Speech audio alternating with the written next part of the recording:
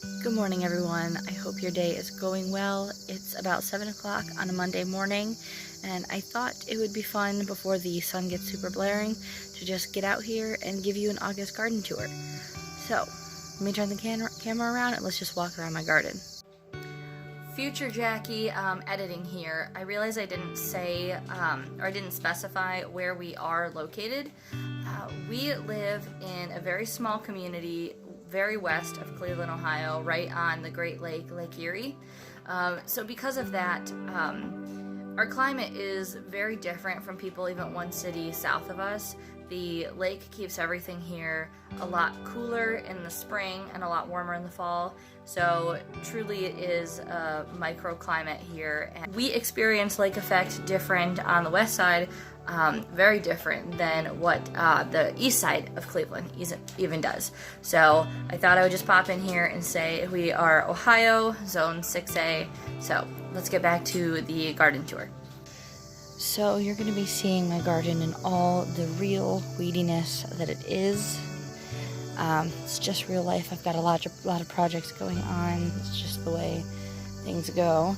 So we have a Forever Goldie arborvitae here, and then this is a little sucker that I popped off of my mom's Rosa Sharon tree last year, and it has gotten so big I am going to need to move that so it has plenty of space to grow, because these things get probably 10 feet tall or more.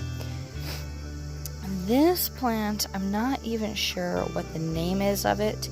I got it last year from Lowe's on clearance, and it got broken at the base in a windstorm that we had, almost 90-mile-an-hour gusts of wind.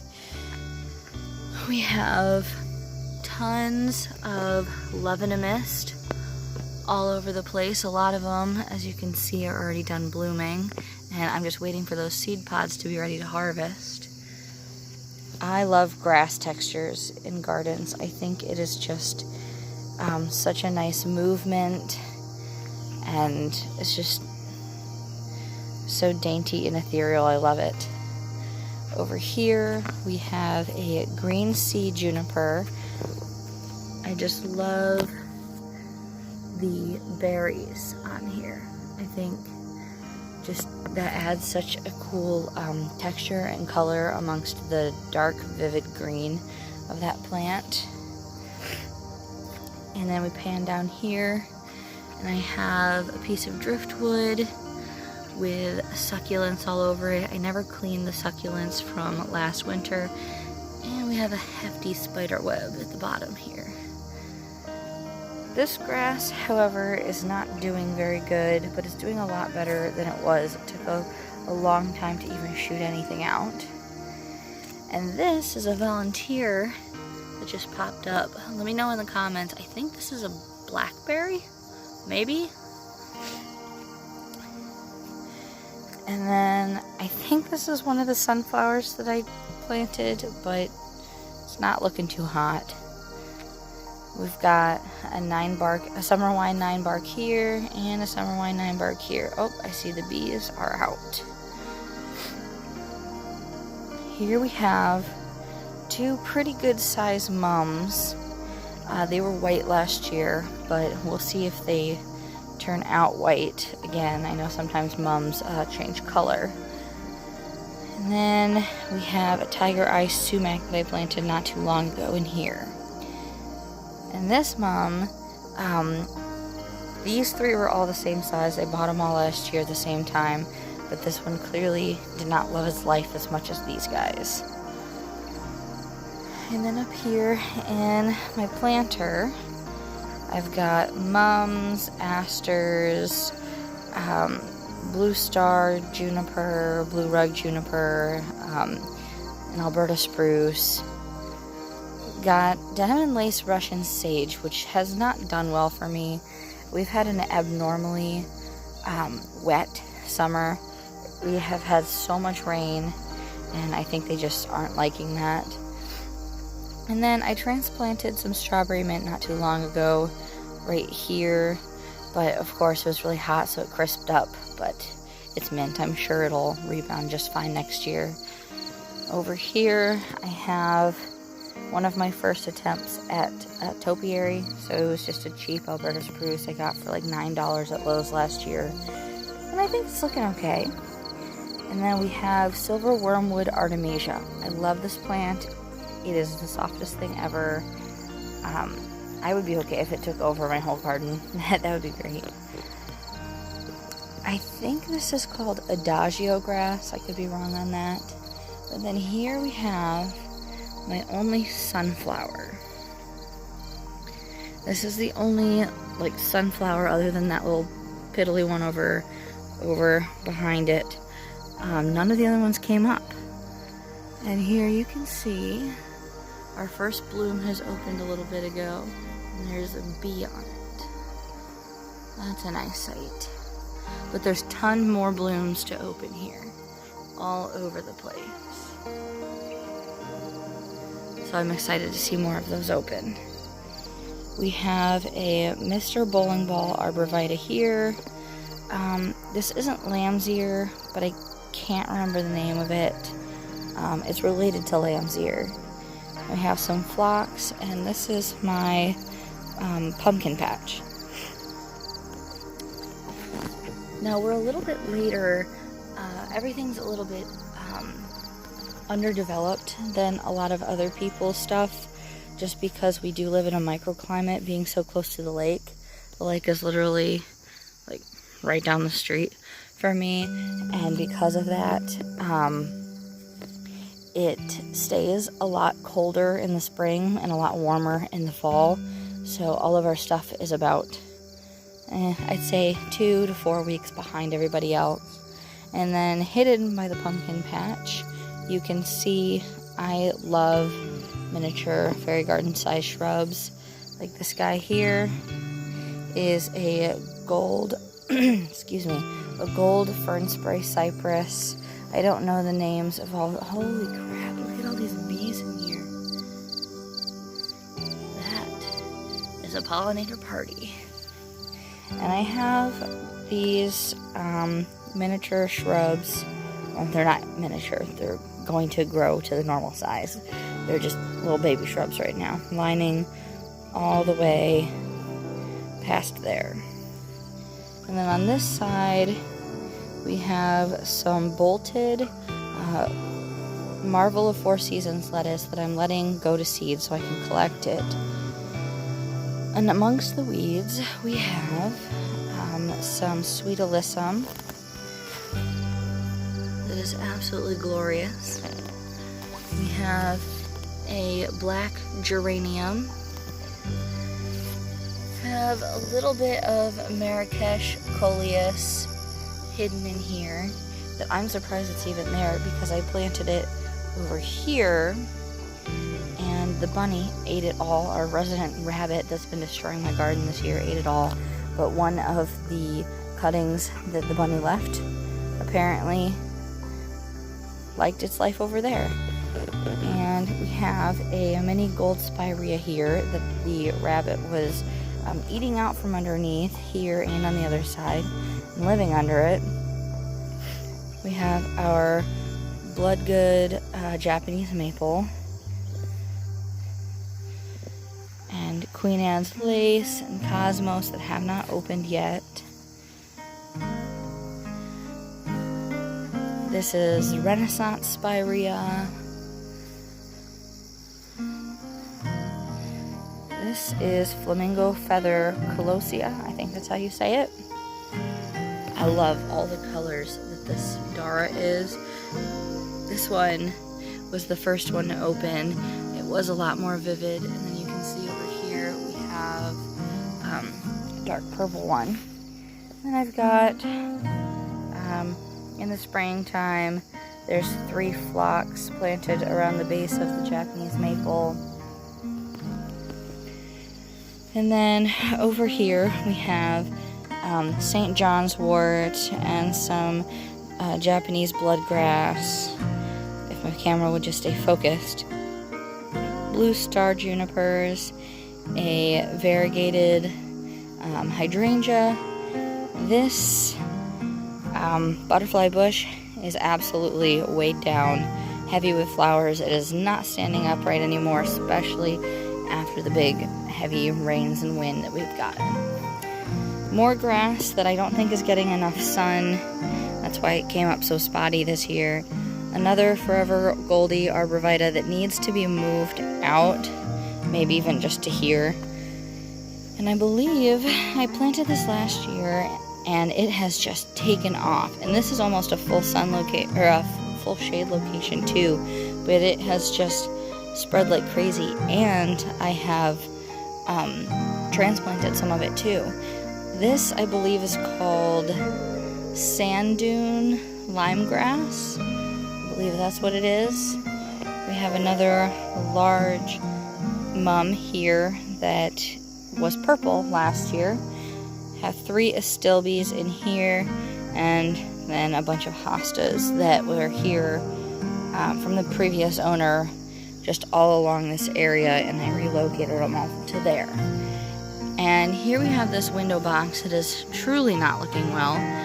We have some Jacob's Ladder, and I think this is Pink Lady Calesia, and then some heucheras. We did have 2 ferns in here.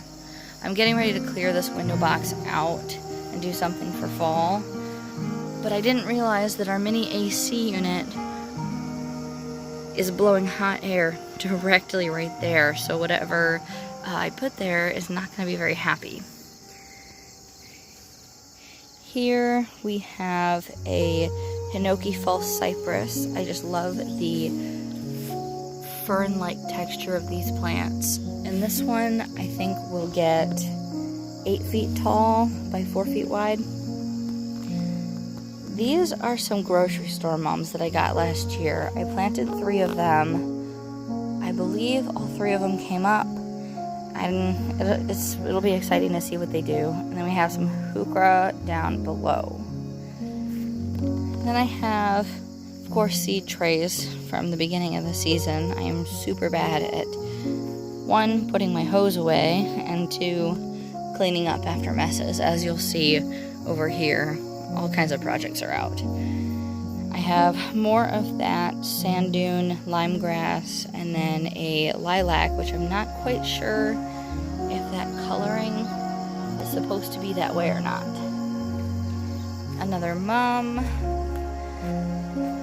I think that's lamium, another one of these grasses, and I have a buried treasure red strawberry plant. Oh, and not to mention over here, we have another grass and a blue moon juniper.